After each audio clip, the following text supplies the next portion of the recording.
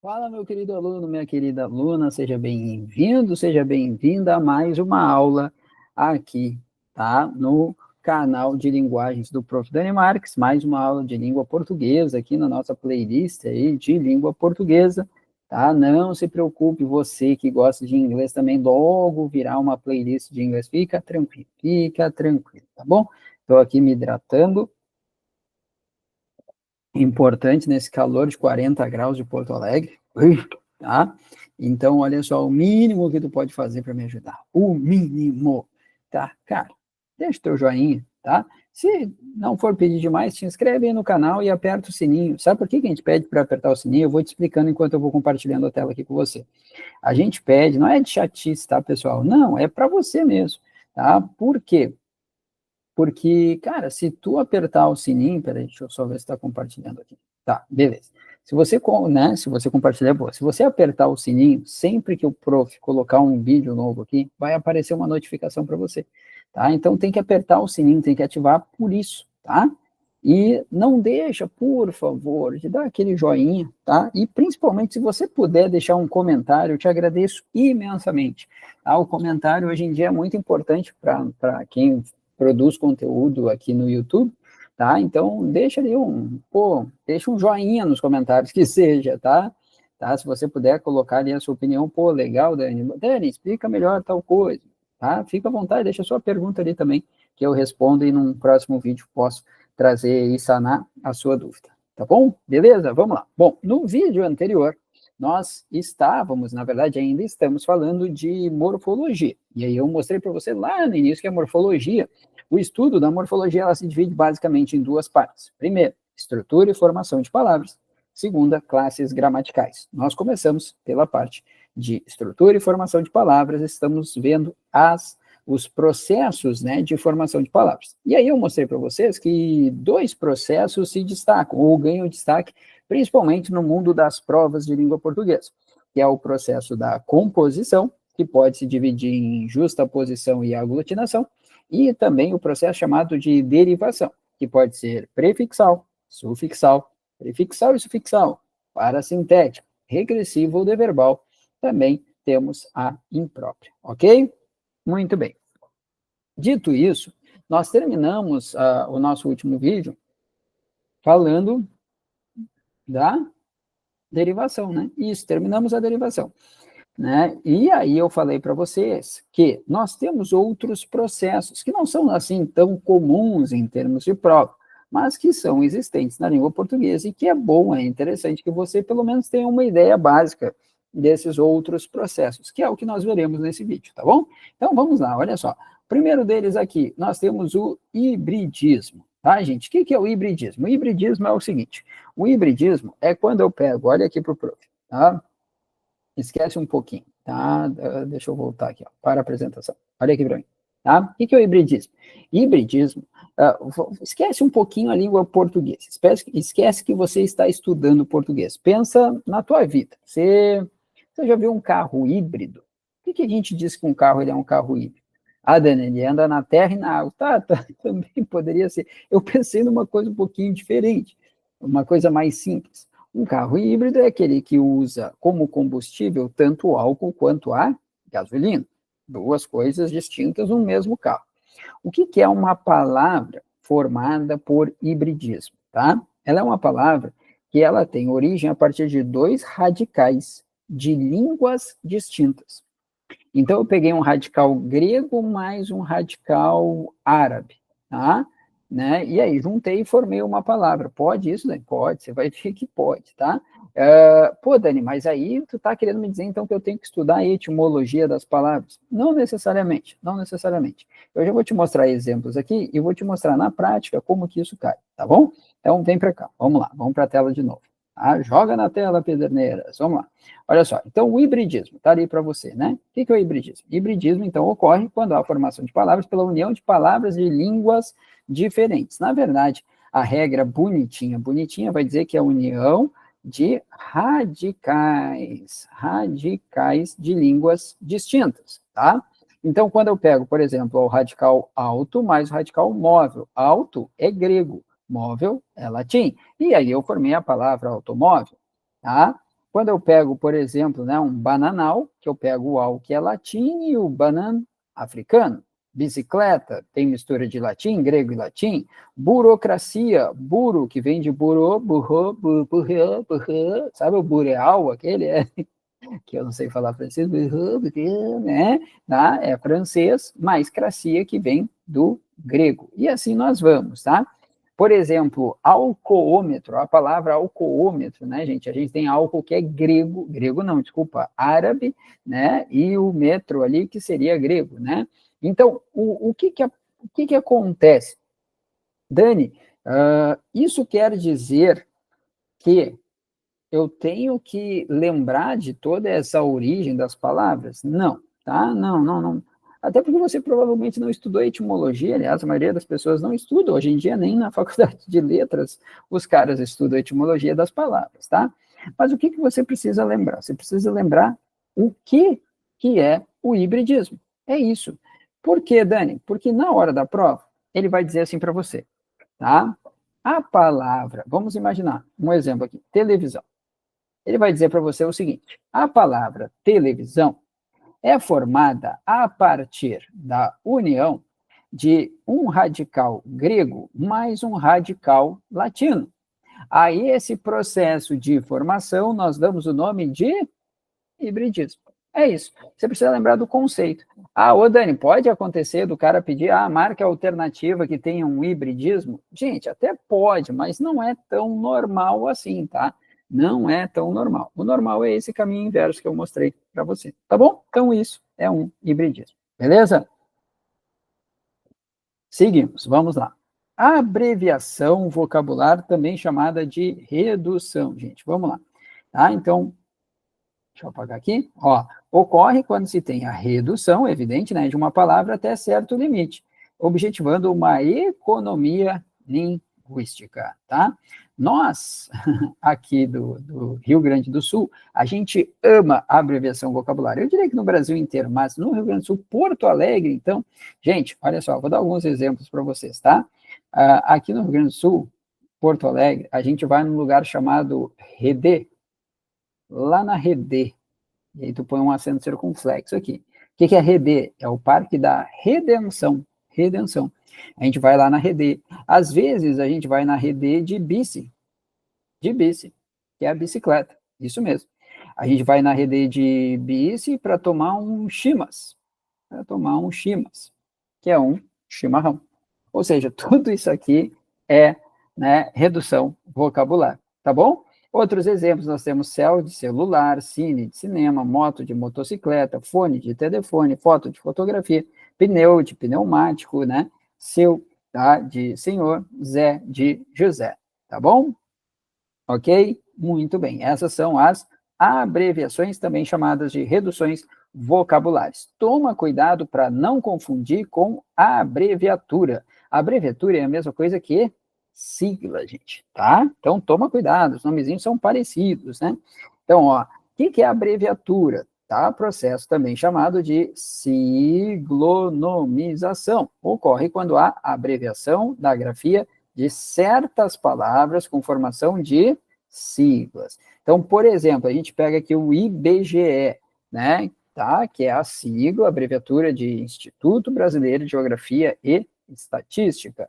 A gente pega a famosa ABL, que é a Academia Brasileira de Letras, a ONU, Organização das Nações Unidas, o IPTU, que é o Imposto Predial Territorial Urbano, o IPVA, que é o Imposto sobre a Propriedade de Veículos Automotores, Embratel, que é a Empresa Brasileira de Telecomunicações, tá? O Pezinho ou o Página, tá? O AV de Avenida. Aliás, tá? Algumas gramáticas trazem o PG, né? Como abreviação de página, tome cuidado, né? Tá? Enfim, né? São as abreviaturas, tá, gente? Então tome cuidado, né? Abreviação, redução, vocabular, abreviatura é a famosa sigla, tá bom? Neologismo, tá? O que é o neologismo, gente? O neologismo é o seguinte, tá? Vamos lá, vamos fechar aqui, que eu vou te explicar olhando para você de novo. Olha para mim, olha para cá, tá? Você já viu que o prof, né? Eu gosto de trazer exemplos da literatura. Até também porque é minha área de formação e eu gosto muito da literatura, né? E tem um cara chamado Guimarães Rosa, tá? Eu estou pegando aqui os neologismos dele, só para a gente usar como exemplo, tá?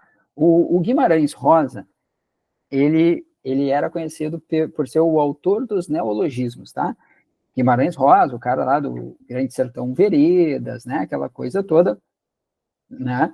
O Guimarães Rosa, ele se caracterizou muito por ser o autor dos neologismos. Mas o que é o neologismo, Dani? Neologismo é o seguinte: neologismo é quando eu pego uma palavra já existente naquele vernáculo, naquela língua, no nosso caso a língua portuguesa, e a partir daquela eu formo uma nova palavra. Só que tem um detalhe: essa nova palavra que eu estou formando, ela não é dicionarizada, tá? Pelo menos até um certo momento, depois ela até pode vir a ser, mas ela surge dessa forma, por isso a gente chama de neologismo, neo, novo, logos, palavra, né? Então, uma nova palavra, a partir de uma já existente. O que o Guimarães Rosa fazia? Ele pegava palavras já existentes na língua portuguesa e criava novas palavras que só existiam, tá? Só existiam no contexto do Guimarães Rosa, tá? Então, por exemplo, aqui a gente tem o nonada. Nonada é um neologismo, né?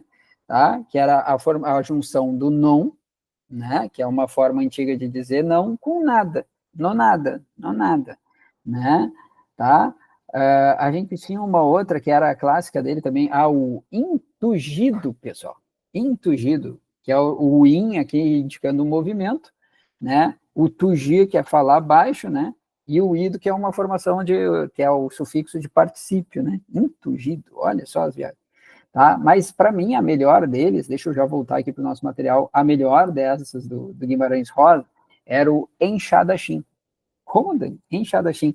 Ele dizia, se eu não estou enganado, é no próprio Grande Sertão Veredas, tá? Pode ser outro, tá? Mas a gente sabe que uma das temáticas principais do Guimarães Rosa era a questão do sertanejo, né? E aí ele dizia, né, que o sertanejo, ele era um enxadachim. Por quê? Porque ele tinha as virtudes de um espadachim, mas ele não lutava com a espada, ele lutava com uma enxada. Olha que maravilhoso isso, né? Tá? Nossa literatura rica, como sempre, né, gente? Tá? E tem gente que desvaloriza, né? Mas enfim, tá? Olha só, tá? Vamos lá. Enxadachim, se eu pesquisar a palavra enxadachim num dicionário, eu vou encontrar?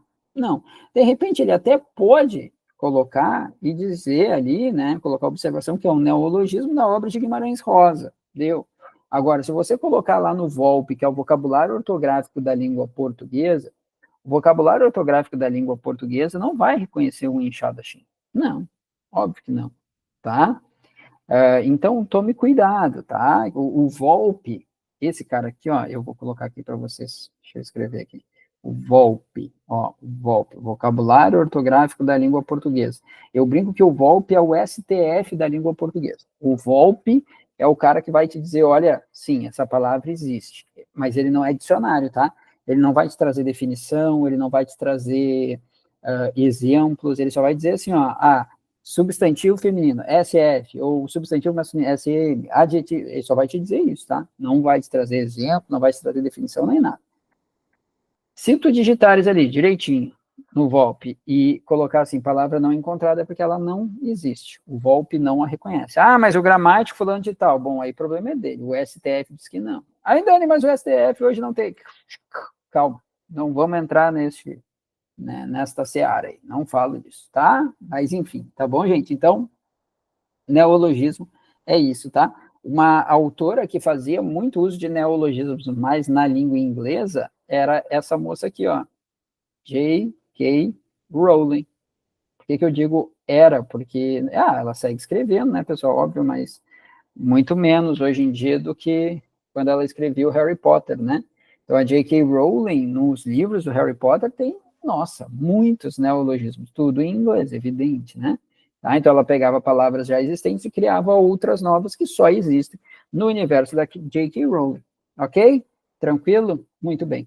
Isso é um neologismo, tá bom? Vamos lá.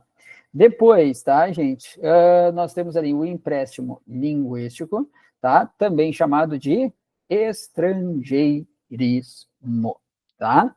Então, ocorre quando se faz um empréstimo de palavras estrangeiras com ou sem modificação da grafia original. Ou seja, eu pego uma palavrinha lá do inglês e passo a utilizar na língua portuguesa, tá, gente? Bom, o que acontece? Às vezes, essas palavras, elas acabam sofrendo modificações e elas passam a ser aportuguesadas, tá? Então, é o caso, por exemplo, da palavra futebol com essa grafia. Ela tem origem no inglês, mas o jeito que está escrito aqui já é em português, né? Tá? E se fosse, né, em inglês seria futebol. Aí tudo bem, né? Futebol, tá? Então, tome cuidado, né, gente? Bom, o que acontece, tá? Os estrangeirismos, que é o caso aqui de shampoo, por exemplo, ó. Shampoo com essa grafia, esse aqui sim é em inglês, tá? Se eu fizer uso dessa palavra num texto em língua portuguesa, o correto é que eu coloque ou em itálico, se for num texto digital, num Word da vida, por exemplo, que eu consigo fazer isso, tá? Agora, se for à mão, gente, coloque entre aspas, tá? Sempre que fizer uso de um estrangeirismo, faça uso desse estrangeirismo entre aspas, tá bom? Por quê? Porque você corre o risco de ser descontado. Sério, Denis? Sério. Se a palavra não foi aportuguesada, tu pode ser descontado, tá? Então, tome cuidado. Muito bem, estamos terminando aqui o nosso último processo de formação de palavras aqui, é a nossa onomatopeia, tá? Onomatopeia é aquela coisa que tem a ver com som, né, Dani? É verdade, isso aí, olha só, quer ver? Ocorre quando há formação de palavras procurando imitar ou reproduzir certos sons ou ruídos naturais, ou produzidos por seres ou coisas. O processo de onomatopeia é empregado para formar substantivos, verbos e interjeições. Tá, gente? Detalhe é o seguinte, olha aqui, tá? Percebam que onomatopeia hoje não tem mais acento, né? Ó, às vezes as pessoas colocam acento agudo ali no é, porque era um ditongo aberto, né? Mudou essa regrinha do ditongo aberto, é, ió e el, né? Só tem a acentuação no final da palavra, tome cuidado, tá? Então, vamos lá, alguns exemplos aqui, ó, de substantivos onomatopeicos, que é o bem-te-vi, zum-zum, cri-cri, tic-tac do relógio, né? Tic-tac, o tempo vai passando, e a gente aqui sentado num banquinho conversando. Se você é dos anos 80, certamente você escutou. Lá pelos anos 90 você escutou isso, né? Muito bem. Verbos cricrilar, unir, miar, miau. Ó, como vem do sonzinho ali na imitação, muito boa, né? E as interjeições zaz, plaf, zoom, é o carro, né? Zoom. Tá ali, ó, gente. O melhor são as minhas interpretações. A isso nós damos o nome de onomatopeia.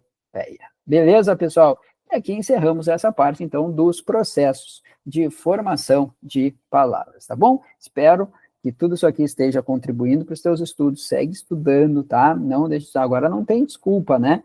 Eu não tenho como fazer o curso XYZ. Cara, tá aqui, estou trazendo um monte de conteúdo para você, tá bom? Então, vai lá, se puder, compartilha esse material aí, ajuda o Prof. Dani a divulgar o trabalho dele. E, de novo, né, se você está procurando um curso completo, tá, para o seu concurso, para o seu vestibular, mentorias, etc., tá, eu sempre deixo os meus contatos na descrição aqui dos vídeos, tá bom? Beijo, fica com Deus, bons estudos, até a próxima. Tchau!